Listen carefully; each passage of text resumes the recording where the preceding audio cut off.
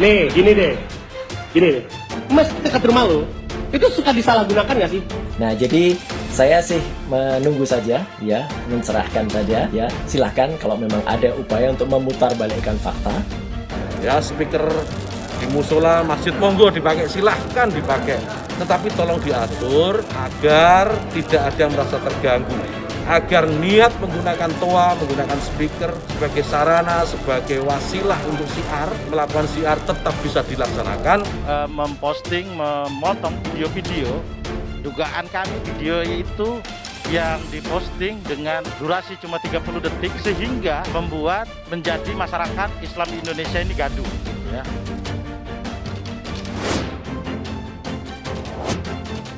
Kejadian di Indonesia yang salah tapi nggak ada yang protes. Kenapa? Terlalu lurus. Contoh, penyalahgunaan toa masjid. Nih, gini deh.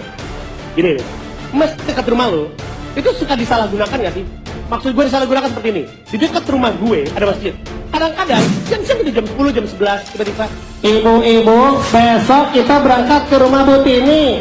Dilaporkan, ya, gitu. Dan lihat, biarkan masyarakat juga nanti ya akan memastikan, ya, gitu. Masyarakat yang nanti akan juga menilai siapa sebenarnya yang lebih benar dalam hal ini. Ibu-ibu besok kita berangkat ke rumah Bu Tini. Jangan lupa pakai kerudung oren. Bu Ngabdi, kerudungnya di rumah saya ya. Saya Bu Tati. Siapa tahu nggak ketahuan suara saya. Cuitan, editan video yang dibikin oleh terlapor, ya, saudara Rosyuryo itu memframing, menggaburkan konteks apa yang dibicarakan oleh Menteri Agama Haji Yakut Khalil Qomas, gitu. Nah, framing ini dengan tuduhan bahwa Haji Yakut Khalil Qomas itu menistakan agama. Padahal sampai saat ini Menteri Agama itu masih Ketua Umum Gerakan Pemuda Ansor, pimpinan tertinggi Ansor dan Banser seluruh Indonesia yang anggotanya cukup banyak, gitu ya.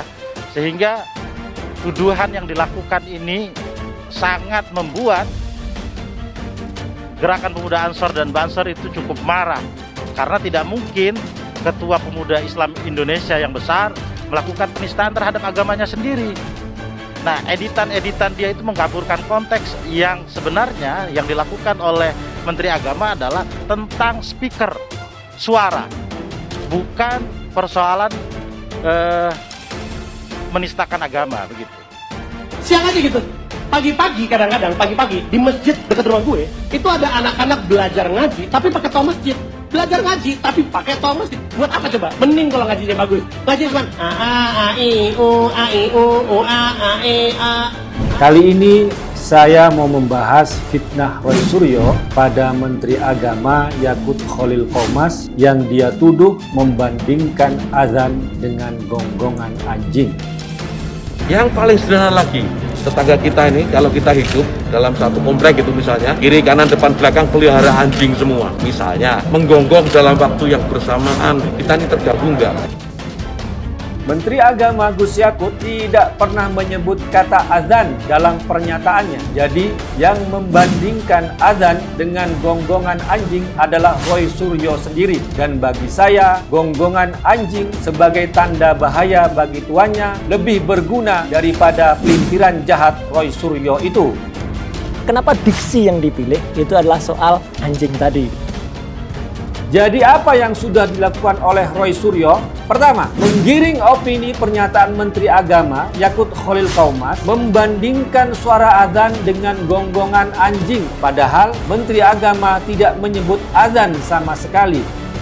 Nah, jadi saya sih menunggu saja, ya, mencerahkan saja, ya. Silahkan kalau memang ada upaya untuk memutarbalikkan fakta, ya, yang hitam jadi putih, putih jadi hitam, yang seharusnya dilaporkan itu siapa, tapi malah justru saya yang dilaporkan, ya, gitu. Dan lihat, biarkan masyarakat juga nanti ya akan memastikan, ya, gitu. Masyarakat yang nanti akan juga menilai siapa sebenarnya yang lebih benar dalam hal ini.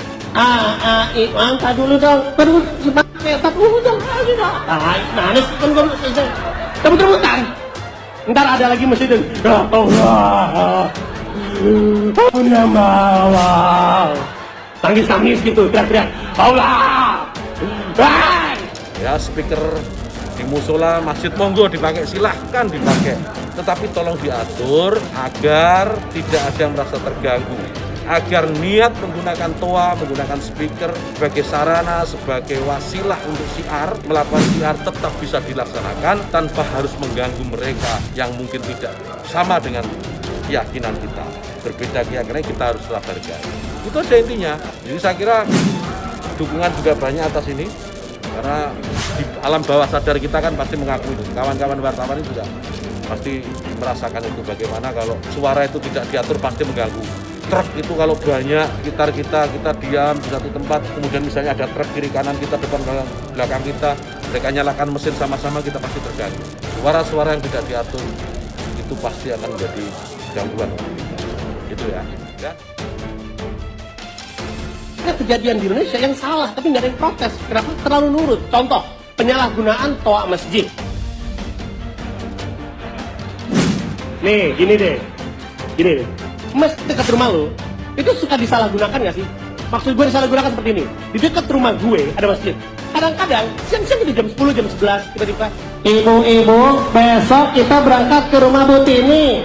Jangan lupa pakai kerudung oren. Bu Ngabdi, kerudungnya di rumah saya ya. Saya Bu Tati. Siapa tahu nggak ketahuan suara saya. Siang aja gitu.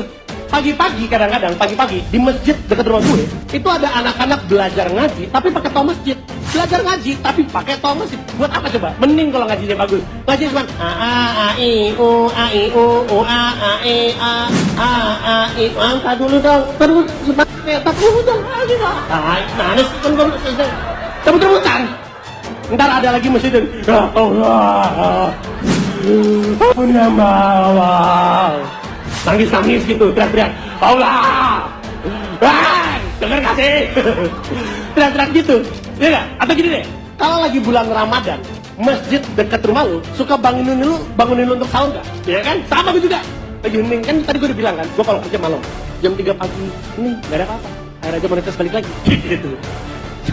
Hening, gak ada suara apa-apa, gue lagi kerja, enak-enak, tenang, semua lagi tidur. Tiba-tiba, sudah jam 3 pagi, bangun,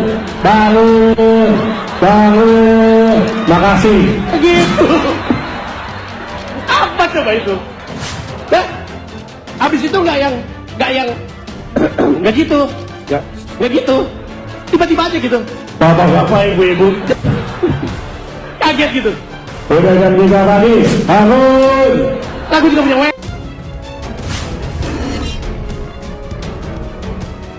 Hampir setiap 100 meter, 200 meter itu ada musola masjid. Bayangkan kalau kemudian dalam waktu yang bersamaan mereka semua menyalakan toanya di atas, kayak apa? Itu bukan lagi syiar, tapi menjadi gangguan buat sekitarnya.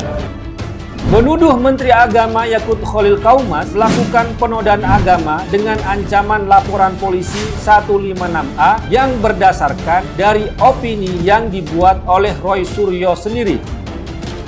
Mantan Menteri Pemuda dan Olahraga Roy Suryo melaporkan Menteri Agama Yakut Khalil Qaumas ke Polda Metro Jaya. Pakar telematika tersebut hendak melaporkan Menteri Agama Yakut Khalil karena diduga melakukan penistaan agama terkait pernyataannya yang menganalogikan suara azan dengan gonggongan anjing. Roy Suryo dengan sengaja mau menghilangkan pesan utama dari pernyataan Menteri Agama Yakut Khalil Qaumas yang sebenarnya membahas soal suara-suara mengganggu yang tidak diatur. Bagaimana kalau suara itu tidak diatur pasti mengganggu. Truk itu kalau banyak di sekitar kita diam di satu tempat, kemudian misalnya ada truk kiri kanan kita, depan belakang kita, mereka nyalakan mesin sama-sama, kita pasti terganggu. Suara-suara yang tidak diatur itu pasti akan menjadi gangguan kita. Menteri Agama Gus Yakut mencontohkan suara-suara toa dari masjid dan musola. Dia tidak menyebut secara spesifik soal azan. Suara itu tidak diatur. Toa-toa dari rumah-rumah ibadah agama-agama lain. Dan gonggongan-gonggongan anjing dan juga mesin-mesin truk. Truk itu kalau banyak di sekitar kita diam di satu tempat, kemudian misalnya ada truk kiri kanan kita, depan belakang kita, mereka nyalakan mesin sama-sama, kita pasti terganggu. Artinya, Menteri Agama tidak hanya mencontohkan suara-suara mengganggu itu cuma gonggongan anjing saja, tapi juga toa-toa dari rumah-rumah ibadah agama-agama lain dan mesin-mesin truk. Pesan utama itu dipelintir dengan penuh kebencian. Menteri Agama sedang membandingkan azan dengan gonggongan anjing.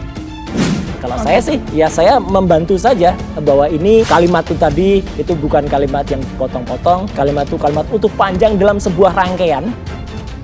Roy Suryo telah memotong video pernyataan Menteri Agama diambil 34 detik pada bagian yang bisa dia pelintir pengertiannya, membandingkan azan dengan gonggongan anjing untuk menciptakan permusuhan berdasarkan sara dan menuduh Menteri Agama Yakut Khalil Qaumas melakukan penodaan agama. Tapi kalau kita perhatikan dan kita simak, dalam video itu pun tidak ada satupun pernyataan Menteri Agama menyebut kata azan.